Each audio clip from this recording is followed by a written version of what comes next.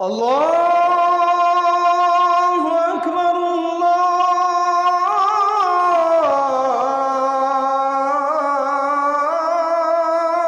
আকবার।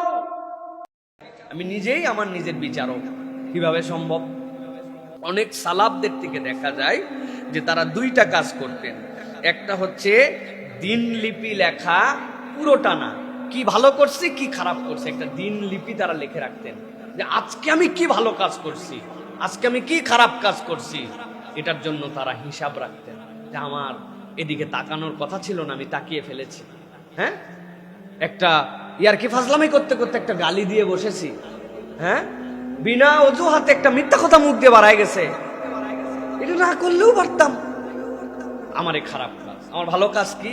আলহামদুলিল্লাহ, অমুক মানুষটার রাস্তা পার হওয়ার সময় হাত ধরে পার করে দিছি, অমুক লোকের একটা উকিল ধরায় দিছি, সে বিপদে ছিল, অমুক জায়গায় একটা প্রয়োজন ছিল, আমার প্রয়োজন ছিল না, ওই ভাইয়ের প্রয়োজনে একটু হাজত মেটানোর জন্য চলে গেছি, দুইটা ভাইকে একটু নামাজের জন্য দাওয়াত দিছি, একটা ভাইয়ের মুখে দাড়ি নাই, একটু বুঝায় সুজায় তাকে অনুরোধ করছে যে ভাই নবীর সুন্নতটা রাখেন। এগুলো আমার ভালো কাজের তালিকা।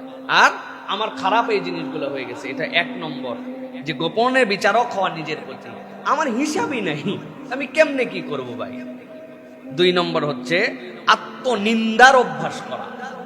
আত্মসমালোচনা একটা, আত্মনিন্দা একটা, নিজের আত্মাকে নিজের নিন্দা করা যে তুই এরকম করলি। আল্লাহ রাব্বুল আলামিন যদি এইটা জানাই দিত তাহলে কি অবস্থা হতো। নিজের আত্মাকে নিজে নিন্দা করা। আমি তো খালি পকের উপরে আছি, সবাই খালি আমার পামের উপরে রাখে, আমি ফুলে ফুলে আসমানে উঠে আছি, আমার আত্মাও খুশিতে বাকবাকুম হয়ে আছে, কিন্তু এই আত্মার অবস্থা খারাপ। এ দুনিয়া চিনে, কাজ চিনে, সব চিনে, নতুন একটা আমলে আত্মা যুক্ত করতে পারে নাই। ঠিক 10 বছর একটা আয়াত মুখস্থ করতে পারো না, ঠিক তোমার প্রতি। একটা নবীর হাদিস তুমি মুখস্থ করতে পারো না, ঠিক তোমার প্রতি। এখন পর্যন্ত তুমি ঠিকঠাক মতো সানার অর্থ জানো না। দোয়ায় কুনুতের জায়গায় তুমি কুলু আল্লাহ পড়া যাবে কি যাবে না এই মাসলা তালাশ করো। তুমি মানুষের জানাজার পিছনে দাঁড়ায়া জানাজার দোয়া মুখস্থ করতে পারো না, ঠিক আত্মা তোমার প্রতি। তুমি কিসের দুনিয়ায় মানুষের রূপ নিয়ে ঘোরাফেরা করতেছো? আপনি যখন নিজেকে ধিক দিবেন তখন আপনার কাজের স্পিড আসবে। আমি তো আমার আত্মবিচার করতেছি, আমার তো তাহলে ঠিক করা দরকার। আমার জানাজার পিছনে এরকম বহুত লোক দাঁড়ায় যাবে, এইগুলা মুইতে পানি নেয় নাই, ডান হাতের উপরে বাম হাতটা, বাম হাতের উপরে ডান হাত জানে নাই। আমার অবস্থা তো তাই। রিক্সার পিছনে লেখা থাকে, ট্রাকের পিছনে লেখা থাকে বিবেক মানুষের বড় আদালত, থাকে না ভাই?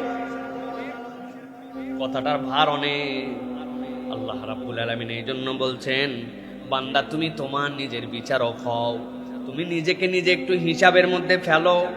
আমার চলা, আমার বলা, আমার কার্যক্রম, আমার ধরন একটা প্যাটার্নে চলতেছে, একটা ভাবের দুনিয়ায় চলে আসছে, একটা মুডের দুনিয়ায় চলে আসছে, একটা ফরমেশনের মধ্যে ঢুকে গেছি। আমার জীবনই এইরকম, এই খাওয়া পড়া, বাঁচার শোয়া, স্কুলে যাওয়া আসা, চাকরি, আবার খাওয়া পড়া, চলাফেরা, বাঁচা। আমরা মনে করছি আমার জীবনের গণ্ডি এটা। আল্লাহ বলছেন একটুখানি বিচার করো। আবার বালিল ইনসানু আলা নাফসিহি বাসীরা, সে তার অন্তরের ব্যাপারে বাসারত দেওয়া আছে, সে কিন্তু হিসাব করতে পারে। অতএব আমরা যদি আমাদের নিজেদের ক্ষেত্রে নিজেরা একটু বিবেচনায় নিয়ে আসি, তাহলে আমার ভুলগুলো, আমার সঠিকগুলো আমার সামনে অনেকাংশে ধরা পড়তে বাধ্য।